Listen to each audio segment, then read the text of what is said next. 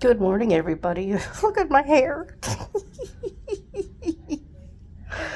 I'm so sad. Today is my journey in Boston. I just love it here. If it wasn't so expensive, I would love. I love Vermont, but it's so rural, and I'm used to living in a place where I can drive down to the corner to get my favorite Chinese at my Chinese place, and Walmart's right down the road and all that. I guess I'll actually never get over that shock. I'm always going to have that, but I am blessed to be where I am. My first 6 years in Vermont were really, really rough. Living in a farmhouse with a couple apartments in it, out in the middle of nowhere. And I had to walk across the street in the rain, sleet, and snow to get my mail. And then the garbage bin was behind the house, which was a long walk. So I am very blessed to be where I am. I'm happy I'm where I am. But we can dream, right? Yeah. We've got this Lululemon, which is a very, very expensive store across the street here. And it is noisy. Not used to the noise, and neither is my sister because she lives in a very quiet area.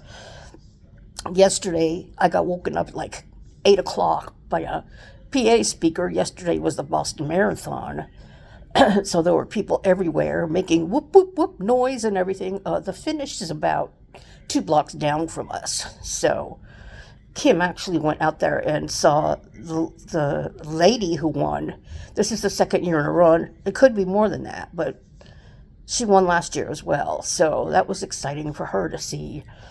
And it's just concert withdrawal is so bad, All those of you who do go to concerts, you know what I mean. It's like, I don't want it to be over. It was so much fun. Lewis was amazing.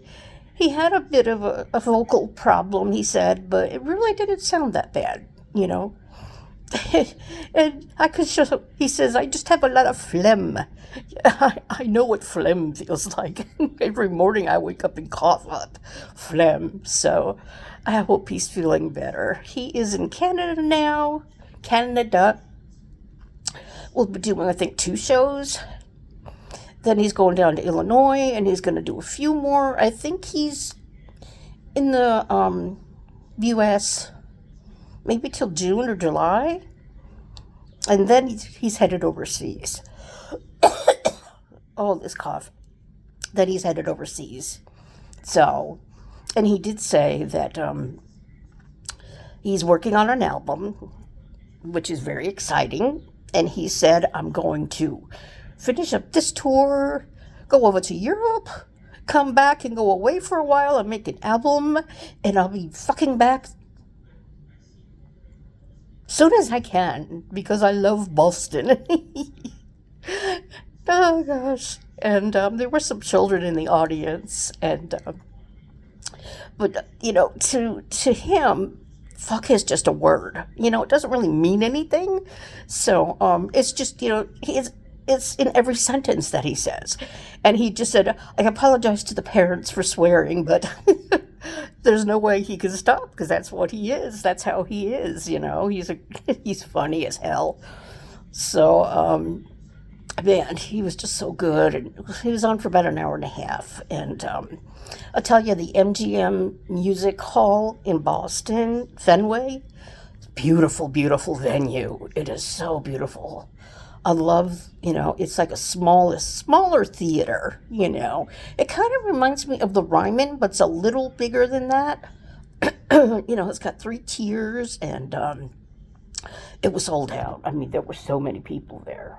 So, yeah, it was so much fun. And, yeah, and I love being away just for a little while. I mean, I do love my apartment, but it's just nice to get away.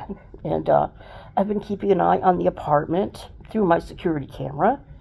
Everything seems to be good. The lady who's taking care of Winnie comes in once a day and checks on her, so I've been able to watch her. And apparently they can hear me when I'm watching them live. So everybody waves to me, yeah, because we have a lot of issues in that building right now, and we definitely need security. So anyhow, if I ever stop biting my lip, I don't know why it is such a bad habit I have. I don't know. It's crazy. This kind of started happening after I got my molars out. He did something to my lip. And that was like, 20 years ago? And ever since then, I've had a tendency, to get these bite fibromas, which I have had taken off several times. But if I leave it alone and I put Vaseline on it, it tends to go down. So I don't know what it is. It's just a habit, I guess. So anyhow, yeah, and this trip was a big revelation for me. Big time.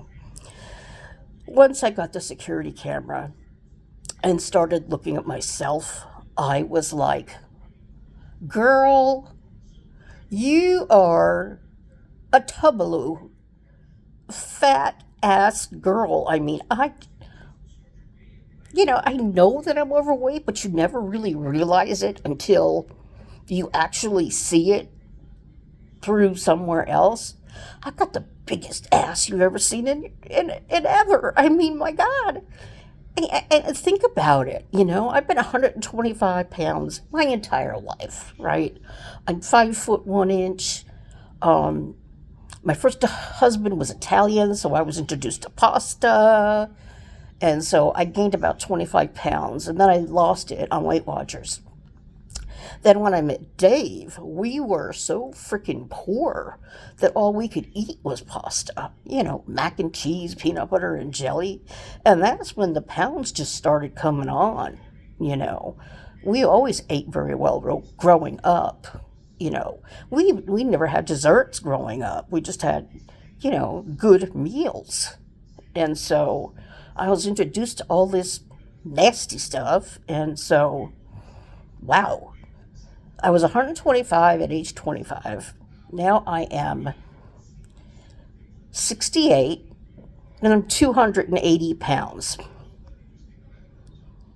which is really, really sad. So, that's it. I'm done. I have lost 15 pounds since last year, which is good, but I need to keep going. So I'm going to start my chair exercises again. I'm going to order lots of fruits and vegetables in my Instacart order and lean meat. I'm still going to order my one ice cream, that is going to be my once a month thing. I'm not going to order 3 or 4 little ice creams, just one, which is what I did years ago when I lost 50 pounds. I guess about 3 or 4 years ago, I went on a diet and I did really, really well. I got back down to 250, which was good. So I am just gonna, oh yeah, and I'm ordering the Slim Fast powder for the mornings. And I'll get some bananas and strawberries. I make a smoothie for the morning. Then I usually have the big dinner usually, and then that's it during the day. So anyhow, I've been babbling on.